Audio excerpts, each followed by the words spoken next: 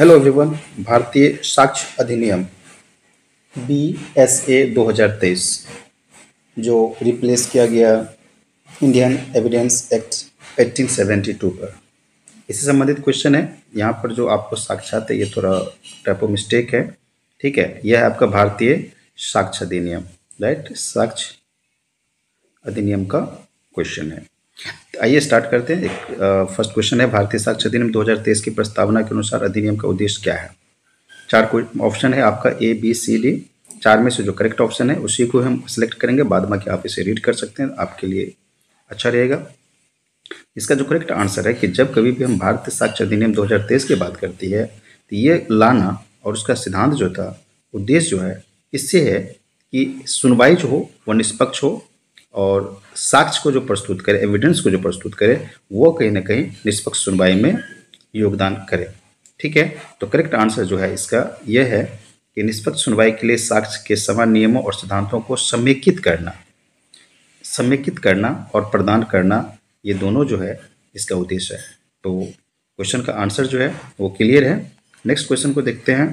Question number 2 है, वह भारतीय साक्ष्य अधिनियम 2023 का मसौदा तैयार करने के लिए कौन जिम्मेदार था।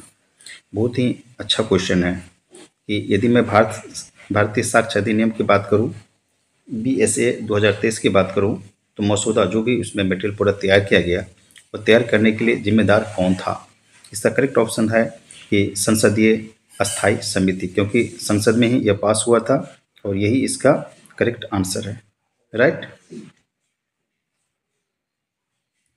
नेक्स्ट क्वेश्चन है 3 नंबर क्वेश्चन, भारतीय साक्ष्य अधिनियम 2023 का उद्देश्य किससे संबंधित मुद्दों का समाधान करता है।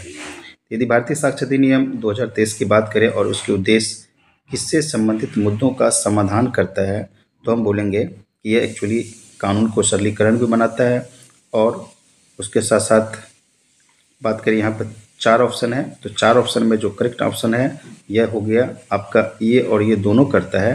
प्रक्रिया कानून का सरलीकरण भी करता है, साक्ष्य संबंधी प्रावधानों का आधुनिकीकरण भी। आधुनिकीकरण इसीलिए बोला गया, उससे बहुत सारे जो इलेक्ट्रॉनिक एविडेंस है उस सबको जोड़ा गया है। तो यह आपका C नंबर ना होकर के छोटे अपराधों का गैर अपराधीकरण ये नहीं होगा, बल्कि आपका A और B होगा। तो इसका करेक्ट ऑप्शन हो गया आपका D।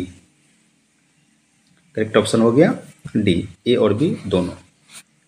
4 नंबर क्वेश्चन है कि भारतीय साक्ष्य अधिनियम, इस साक्षात यहाँ लिखा गया है, ये होगा साक्ष्य अधिनियम, ठीक है। आप उसको करेक्ट करें। 2023 की धारा 2 के तहत परिभाषित तथ्य शामिल है। कौन सा परिभाषित तथ्य शामिल है, वह है सही ऑप्शन कि आंतरिक और बाह्य दोनों तथ्य। ना ऐसा नहीं है कि आंतरिक और बाह्य है सिर्फ, ये और ये ही नहीं है, बल्कि आपका आंतरिक और बाह्य दोनों का दोनों है। D number is correct. किसी पक्ष द्वारा सोपरेशन में दायर हलफनामा, यह हलफनामा से संबंधित है। जब कभी भी हलफनामा दायर होता है, बोला किसी पक्ष के द्वारा स्वप्रेरणा, तो स्वप्रेरणा की यदि बात करूं मैं, तो स्वप्रेरणा में जो है करेक्ट है, यह बताता है कि साक्ष्य नहीं कहा जा सकता। किसी पक्ष द्वारा स्वप्रेरणा से दायर हलफनामा को साक्ष्य नहीं कहा जा सकता। भारतीय साक्ष्य अधिनियम 2023 निम्नलिखित में से किस कार्यवाही पर लागू होता है। 6 नंबर क्वेश्चन बहुत ही इंपॉर्टेंट है। और 6 नंबर का करेक्ट आंसर है किसी भी न्यायालय के समक्ष कार्यवाही। किसी भी न्यायालय के समक्ष कार्यवाही, ये आपका करेक्ट ऑप्शन है। किसी भी न्यायालय के समक्ष न्यायिक कार्यवाही, यही आपका सही ऑप्शन है। 7 नंबर क्वेश्चन है कि भारतीय साक्ष्य अधिनियम 2023 इस पर लागू नहीं होता है। 4 ऑप्शन को आप पढ़ लीजिए। 4 ऑप्शन में जो करेक्ट ऑप्शन है वो है आपका कि यहाँ पर जैसे दिया गया किसी न्यायालय में न्यायिक कार्यवाही, और यहाँ दिया गया न्यायिक न्यायालय और अधिकारी को प्रस्तुत शपथ पत्र, कोर्ट मार्शल भी ने आपराधिक मामलों में कार्यवाही। भारतीय साक्ष्य अधिनियम 2023 जो बात करते हैं किस पे लागू नहीं है, तो वह आपका लागू जो नहीं है, इसमें नहीं के बारे में पूछ रहा है। जैसे मैंने बताया कि कभी भी नेगेटिव क्वेश्चन है उसे 2 बार आप पढ़ लीजिए। वह है आपका न्यायालय या अधिकारी के को प्रस्तुत शपथ पत्र। न्यायिक कार्यवाही पर है ही, कोर्ट मार्शल पर है ही, आपराधिक मामलों में कार्यवाही में है ही। 8 नंबर क्वेश्चन है कि IEA और BSA, इंडियन एविडेंस एक्ट और भारतीय साक्ष्य अधिनियम, दोनों के संक्षिप्त शीर्षक के धारा 1 स्पष्ट रूप से उनकी प्रयोज्यता से क्या बाहर रखती है। उसका जो करेक्ट ऑप्शन है वो आपका है यह न्यायालय और अधिकारी के समक्ष, जो मैंने अभी जस्ट बताया था, शपथ पत्र से संबंधित होता है। यदि कोई भी न्यायालय और उसके अधिकारी समक्ष प्रस्तुत शपथ पत्र के मध्यस्थों के समक्ष कार्यवाही, यह आपका करेक्ट ऑप्शन है। 9 नंबर क्वेश्चन, भारतीय साक्ष्य अधिनियम 2023 कब लागू हुआ? बहुत ही ईजी है और आप इसका आंसर बिल्कुल जवाब दे पाएंगे। और इसका करेक्ट आंसर जो है वो है जिस तारीख से केंद्र सरकार आधारित राजपत्र में अधिसूचित करती है तब से लागू होगा। ऐसे जानने के लिए तो आपको जानकारी है, ये जो लागू हुआ तब 1 जुलाई 2024 को, लेकिन ये जो ऑप्शन है, ऑप्शन के अनुसार है जिस तारीख को केंद्र सरकार आधिकारिक राजपत्र में गैजेट में जब अधिसूचित जारी करती है। राइट। 10 नंबर क्वेश्चन है कि भारतीय साक्ष्य अधिनियम 2023 को किस तारीख को राष्ट्रपति की सहमति मिली? ये बहुत ही अच्छा क्वेश्चन है, इसमें से पूछा जाता है। यह क्वेश्चन है 10 नंबर का, आपको 28 सितंबर 2023 यह डेट आपका तारीख है जो राष्ट्रपति की सहमति प्राप्त हुई। यह सहमति से संबंधित है, इस दिन से इफेक्टेड नहीं हुआ था, इफेक्टेड हुआ था 1 जुलाई 2024 से। राइट। राष्ट्रपति की जो सहमति प्राप्त हुई इससे संबंधित, इससे आप अच्छे से देखेंगे। 11 नंबर क्वेश्चन, निम्नलिखित परिभाषाओं को मिलान करें। साबित, एक साबित नहीं हुआ, 2 प्रासंगिक, इसके बाद है तथ्य, फिर है दस्तावेज। इसमें से किस तरह से मिलान करेंगे तो ये जो है सही सही चेन बनेगा। राइट। इसका करेक्ट ऑप्शन जो है एक्चुअली यहाँ पर है दस्तावेज, दस्तावेज के बाद है बी है तथ्य। ठीक है। और यहाँ पर ये सेटिंग जो टाइपो मिस्टेक हुआ है, 1 नंबर यहाँ दिया गया, 2 नंबर यहाँ है, 3 नंबर में तथ्य दिया गया। राइट। इसका करेक्ट ऑप्शन है वो है सबसे पहले सी को यदि हम लेते हैं, सी है 4 नंबर दस्तावेज, 4 दस्तावेज, तथ्य, प्रासंगिक और साबित नहीं हुआ। राइट।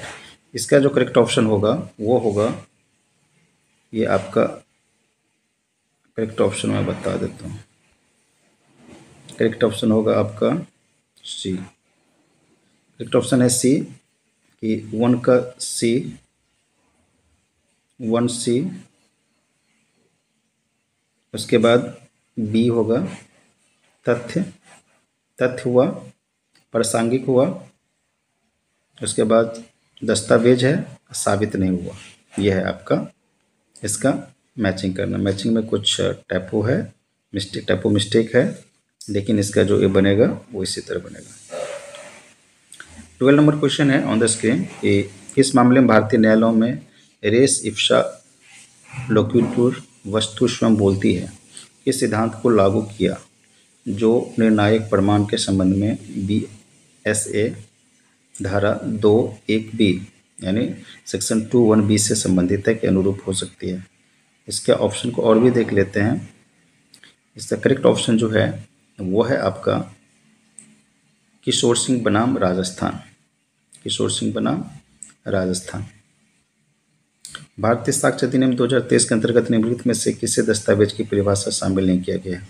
इसे हम डॉक्यूमेंट नहीं बोलेंगे, यह बहुत ही इंपॉर्टेंट है। इसी में आपको बहुत सारा चीज़ पता चल जाएगा कि आप किस किस से को वैलिड मानते हैं, कौन सा वे कम्युनिकेशन का है जिससे भी आप वैलिड मानेंगे।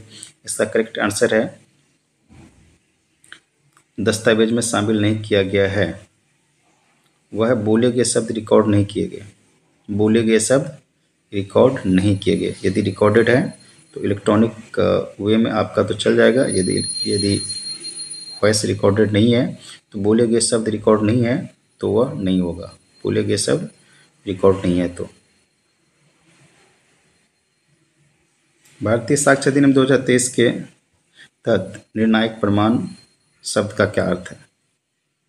40 नंबर क्वेश्चन है और यह है कि तब निर्णायक प्रमाण उसे हम बोलेंगे शब्द का अर्थ है कि साबित हो चुका हो कि इसे गलत साबित करने के लिए किसी सबूत की अनुमति नहीं है, तो वो होगा निर्णायक प्रमाण, यानी जो साबित हो गया और साबित करने के लिए किसी सबूत की अनुमति नहीं है। यानी आप अब तो इसे दूसरा सबूत नहीं दें क्योंकि उनको ऑलरेडी जो है सबूत देने के लिए चांस मिलता है और वो अब साबित हो चुका, प्रूफ हो चुका हुआ है। 15 नंबर क्वेश्चन है, भारतीय साक्ष्य अधिनियम 2023 के तहत साक्ष्य का उदाहरण कौन सा नहीं है। इसे हम साक्ष्य का उदाहरण नहीं बोलेंगे। एक्चुअली कोई भी तर्क देता है, वकील अपना राय देता है, ये नहीं होगा। मौखिक बयान होता है लेकिन गवाह रहना चाहिए। सर्वर लॉग अदालत में प्रस्तुत किए गए, ये भी होगा। अदालत में पेश किए गए एक पत्र, ये भी होगा। लेकिन कोई तर्कों से प्रस्तुत एक वकील की राय, ये जो है आपका साक्ष्य का उदाहरण नहीं होगा।